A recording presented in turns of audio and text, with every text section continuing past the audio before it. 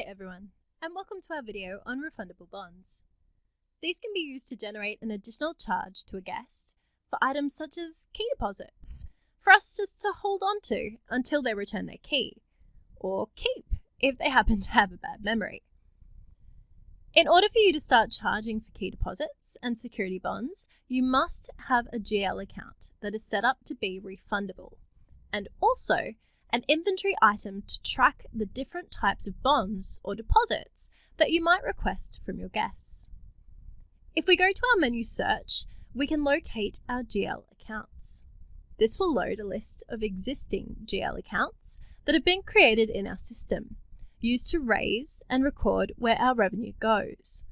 For more information on GL accounts, what they are, how they're used, and reports, see our separate video tutorial. As mentioned, for a bond, you must have a GL account set up, which has refundable set to yes. This GL will only be used to generate charges that are related to security deposits or bonds, or anything you'll be holding onto with the intention of refunding back to the guest once they have completed their stay. As we have our GL account set up, we can now head to our menu to locate our inventory item page. Here we'll have a full list of existing inventory items. We can add inventory item for any different key deposits or bonds that we might offer. For example, let's add a $10 key deposit, where we can fill in the inventory item name, price, sub-client account, and GL account, which is my refundable GL account, and save. Please note, for this video, we are just reviewing how to add this bond upon check-in. However, if we wanted to default this bond to be part of our rate and increase our stay cost, there is additional information we should check in our Booking Tariff Inventory Item Details tab.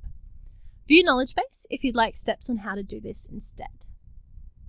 Now saved, this inventory item is now available for us to charge upon arrival. Let's go through a few different scenarios for our key deposit. Going to my due for arrival list, I can now check in my guest, viewing all of their booking information, and if I want to add a key deposit, I can add charge and select the required inventory item, and this will pre-fill the remaining fields. I can save, so the additional charge will appear. I can now see the balance is updated, and I can collect the additional payment. We can now see the receipt with the key deposit and payment. We can also go to the booking client account and view this here. The best thing is that we can clearly see this refundable deposit in bright yellow and that it has been paid in full. When we check out our guest, we can see this yellow line showing the paid bond to be refunded. If we're happy to refund him, we can click to void the charge, which will put the account in credit, where we can quickly click to refund and select how it's refunded. The account balance will then be 0, and I can check out my guest as normal. If I was to go to the client account, we can see that there has been a refund made, and if I show voided items, I can also see the bond charge that has been voided. If a guest has already departed and we instead need to refund later, maybe after we've checked the room, we need to locate the booking, for instance, from the checked out list. From this page, a handy tip is to use the configuration cog to add the bonds held column to quickly show any bonds that may need to be refunded. We can select the client account where we can see the yellow refundable key deposit. We can then tick the charge and refund, then confirm and refund our guest. If it was paid via the gateway, this will automatically select the same card to refund directly back to. So we can simply refund through the gateway.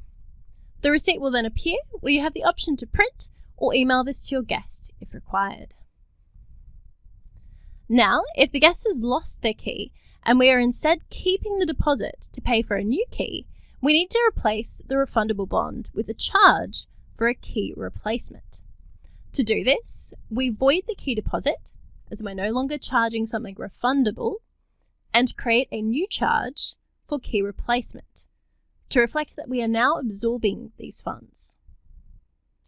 We can now see the account is balanced and we can check out as normal. On the client account, we can see everything is balanced and the additional replacement key charge is there. This is a great way for staff to see that there is no refund required for this key deposit and we are instead charging this guest for the new key. On the checked out list, we can see the last guest who has a zero balance, but still has a bond held, where we can then now void the key deposit charge and add a new charge for our replacement key and save. This gives us a zero balance. Ensure the account is reconciled by going to Account Options and Reconcile to run the reconciliation to ensure the payment uses the leftover credit to pay this charge in full.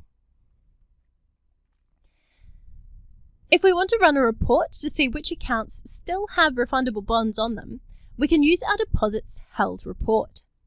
This will load the report.